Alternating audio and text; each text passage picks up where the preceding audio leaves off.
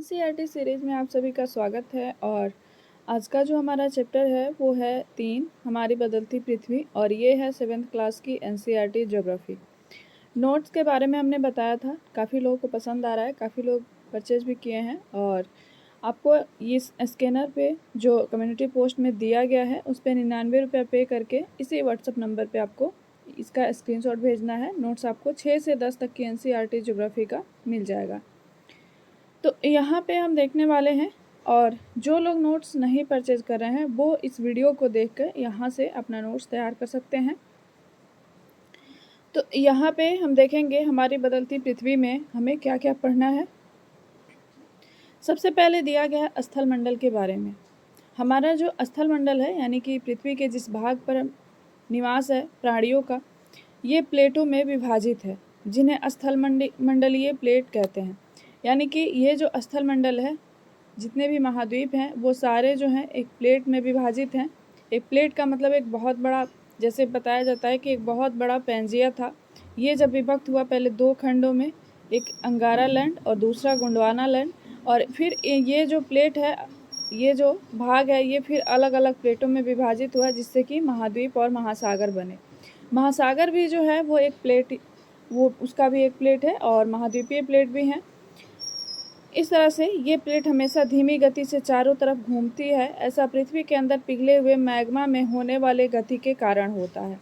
पृथ्वी के अंदर जो मैग्मा है ये स्थल मंडल है, और इसके नीचे जो मैग्मा है वो पिघली अवस्था में है। तो इसलिए ये जो ऊपर की प्लेटें हैं ये हमेशा धीमी गति के साथ चारों ओर घूमती रहती हैं। ये वृत्तीय रूप में घूमता रहता है। अब ये क्वेश्चन बनता है कि ये जो मैग्मा के ऊपर पृथ्वी की प्लेटें घूमती रहती हैं ये किस रूप में घूमती हैं। तो यहाँ पे याद रखिएगा ये वृत्तीय रूप में घूमती हैं। पृथ्वी की गतियाँ दिया गया है यहाँ पे पहला है अंतर्जात बल और दूसरा है बहिर्जात बल। पृथ्वी के ये अंदर की है गतियाँ, और एक हमने पढ़ा था पृथ्वी की गतियाँ ऊपर की, जिसमें पृथ्वी जो है सूर्य के चारों ओर एक बार परिक्रमण करती है, एक बार अपने अक्ष पे घूमती है, तो उसे पृथ्वी की गतियाँ कहते हैं, घूर्णन और परिक्रमण गति कहते हैं। और यहाँ पे ये पृथ्वी के अंदर होने वाली हलचलें हैं और गति हैं। एक है अंतर्जनित बल, एक पृथ्वी के ऊपर होती है, वो है बहिर्जनित बल। अंतर्जनित बल में होता है आकस्मिक बल और पटल विरूपण बल। आकस्मिक बल जो होता है उसके द्वारा भूकंप आते हैं, ज्वालामुखी फटती है और भूस्खलन होता है। दूसरा जो है पटल विरूपण बल, ये पर्वत निर्माणकारी बल हैं। ये बल जब पृथ्वी पे काम करते हैं तो पर्वतों का निर्माण होता है। बहिर्जनित बलों में अपर्दन और निक्षेपण होता है, और ये अपर्दन जो है नदी के द्वारा, जो बहता जल है उसके द्वारा होता है। भूमिगत जल होते हैं उनके द्वारा भी अपर्दन होता है, जिसको हम 11 क्लास की ज्योग्राफी में पढ़ेंगे। पवन जो बहते हैं उनके द्वारा भी अपर्दन होता है। समुद्री तरंगे होती हैं उनके द्वारा भी अपर्दन होता है, और हिमनद जो होते हैं उनके द्वारा भी अपर्दन होता है। और ये जो अपर्दन है ना, ये अपर्दन अपर्दनात्मक स्थल रूप और निक्षेपण के द्वारा बने हुए स्थल रूप, इसको 11 क्लास की एनसीईआरटी ज्योग्राफी के 7वें चैप्टर में बहुत अच्छे से समझाया गया है कि इसमें कौन कौन सी, सॉरी 6ठे चैप्टर में नदी के बहते जल के द्वारा बने हुए स्थल रूप, जो कि एक अपर्दन होने से बनते हैं, एक निक्षेपण होने से बनते हैं। दूसरा उसमें है भूमिगत जल के द्वारा बने हुए स्थल रूप, जो एक अपर्दन से बनते हैं, एक निक्षेपण से बनते हैं।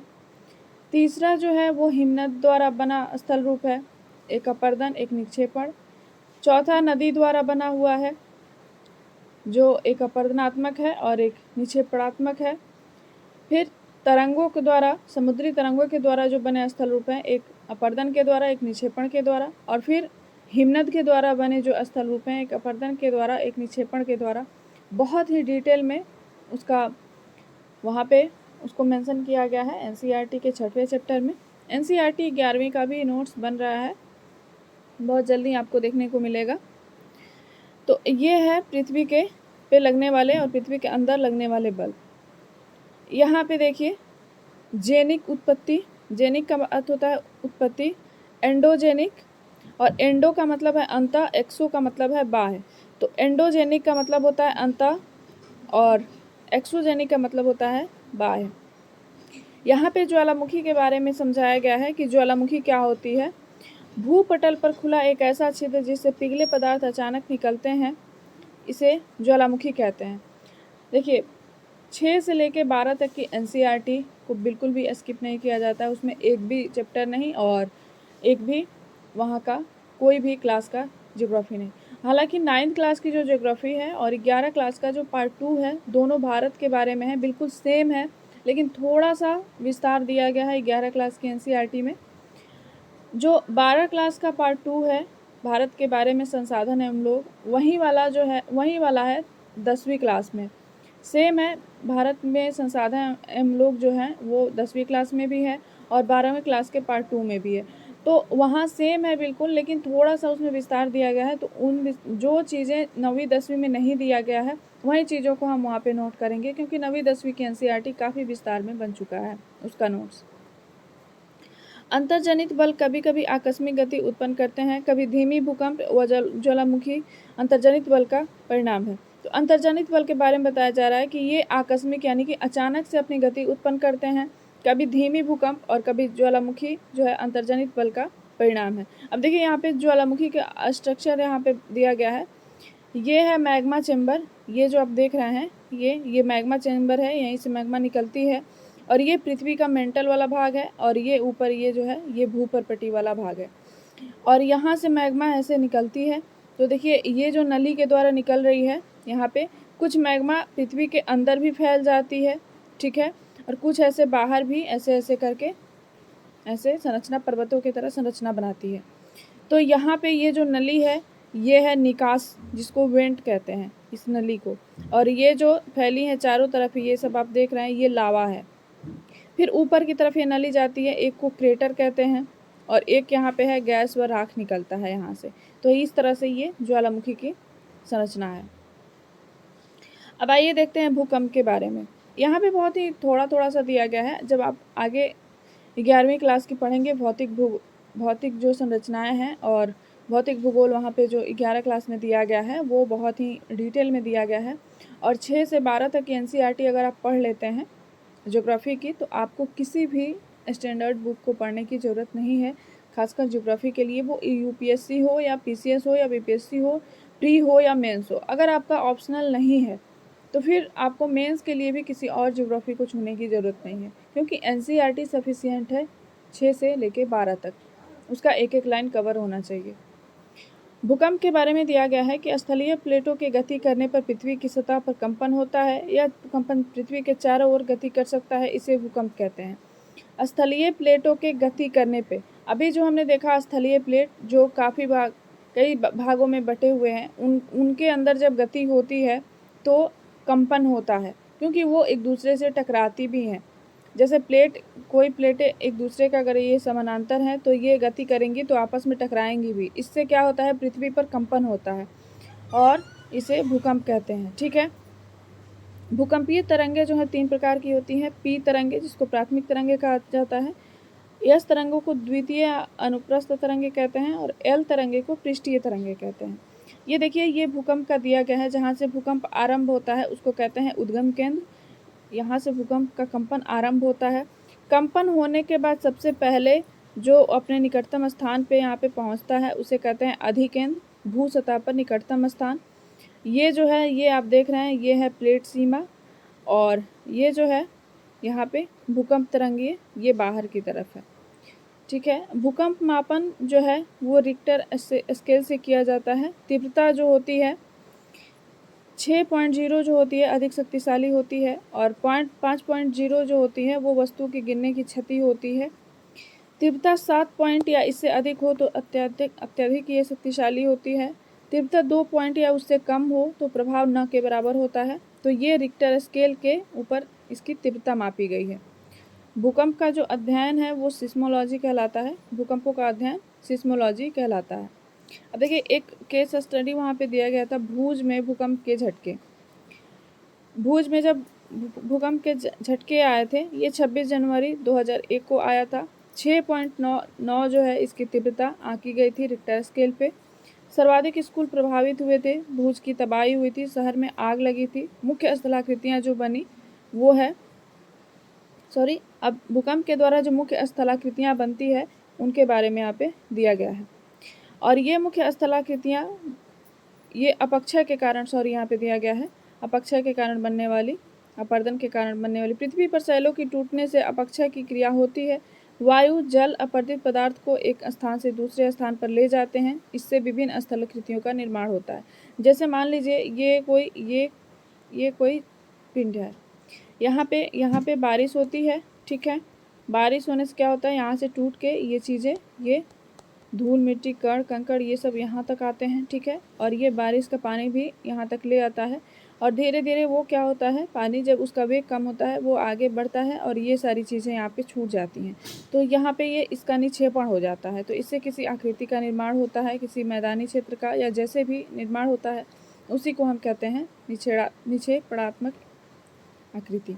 अब देखिए यहाँ पे नदी के बारे में दिया हुआ है, नदी के द्वारा कैसे बनती है। नदी के तल में, नदी के जल से भूदृश्य भूमि में अपर्दन होता है। यहाँ पे देखिए नदी के जल से दृश्य भूमि में अपर्दन होता है। जब नदी किसी खड़े ढाल वाले स्थान से अत्यधिक कठोर शैल या खड़े ढाल वाली घाटी में गिरती है तो यह जल प्रपात बनाती है। यानी कि यहाँ पे एक पर्वत है तो ऐसे नदी यहाँ से निकलेगी और ऐसे गिरेगी खड़ी ढाल वाली, तो क्या होगा, यहाँ पे जल प्रपात बनाएगी। यहाँ पे जब नदी मैदानी क्षेत्रों में प्रवेश करती है तो वह मुड़दार मार्ग पर बहने लगती है जिसे विसर्प कहते हैं। जैसे यहाँ पे नदी ये बह रही है, ये है विसर्प। एक समय ऐसे आता है कि ये दोनों एक दूसरे से जुड़ जाती हैं और यहाँ से एक भाग कट जाता है जिसे चाप झील कहते हैं। इसको गोखुर झील भी कहते हैं, चाप झील भी कहते हैं, विसर्प भी कहते हैं। और ये जो किनारे आप देख रहे हैं ये है तटबंध, ये है तटबंध। इन्हीं सारी चीज़ों को हमें 11 क्लास की NCERT में पढ़ना है बिल्कुल डिटेल में। ये बाढ़कृत मैदान में नदी द्वारा निर्मित स्थलाकृतियाँ हैं। विसर्पों के किनारे लगातार अपर्दन एवं निक्षेपण से विसर्प लूप के सिरे निकट आते हैं। यह नदी से कटकर एक अलग झील बनाते हैं जिसे चाप झील कहा जाता है या गोखुर झील भी कहा जाता है। कभी कभी नदी अपने तटों के से बाहर बहने लगती है, नदी के उत्तरी तटों को तटबंध कहते हैं। तो कभी कभी नदी जो है अपने तट से बाहर बहने लगती है, इसके उत्तरी तटों को तटबंध कहते हैं। अब यहाँ पे समुद्री तरंग है, समुद्री तरंग से भी स्थलाकृतियों का निर्माण होता है। समुद्री तरंगें लगातार शैलों से टकराती रहती है जिससे दरार विकसित होती है। समय के साथ यह बड़ी एवं चौड़ी हो जाती है, इन्हें समुद्री गुफा कहते हैं। तो ये देखिए यहाँ पे है ये समुद्री गुफा। इस गुफाओं के बड़े होने पर इनमें छत बचती है जिसे तटीय मेहराब कहते हैं। जैसे ये है अंदर गुफा बनने पर ये ऊपर की ये छत है, इसको कहते हैं तटीय मेहराब। उसके बाद कभी कभी ये मेहराब भी ऐसे गुफा बनते बनते ये मेहराब ऊपर के छत गिर जाते हैं, ठीक है। इनमें छत बचती है जिसे तटीय मेहराब कहते हैं और ये छत भी गिर जाते हैं तब ये एक खड़ी ऐसे हो जाता है, जैसे यहाँ पे है, इसको कहते हैं स्टैक। उसके बाद है पवन के द्वारा, ठीक है। रेगिस्तान में पवन अपर्दन के कारण निक्षेपण का प्रमुख कारण है जिसे छत्रक बालू टिब्बा कहते हैं, छत्रक और बालू टिब्बा के रूप में देखने को मिलता है। उसके बाद है लास्ट हिमनद अथवा हिमानी बर्फ की नदियाँ होती हैं। छोटे बड़े शैल, रेत व तलछट मिट्टी निक्षेपित होते हैं। ये निक्षेपण हिमनद हिमोड का निर्माण करते हैं। तो इस तरह से था ये स्थलाकृतियों के बारे में। पृथ्वी जो हमारी बदलती पृथ्वी है, पृथ्वी पे क्या क्या हो रहा है कि कब नीचे की आकृति का निर्माण हो रहा है, कब पृथ्वी के ऊपर किन किन चीज़ों से आकृतियाँ बन रही हैं, उसके बारे में ये थोड़ा सा था इसमें। मिलते हैं अगले चैप्टर में, अगले वीडियो में। धन्यवाद।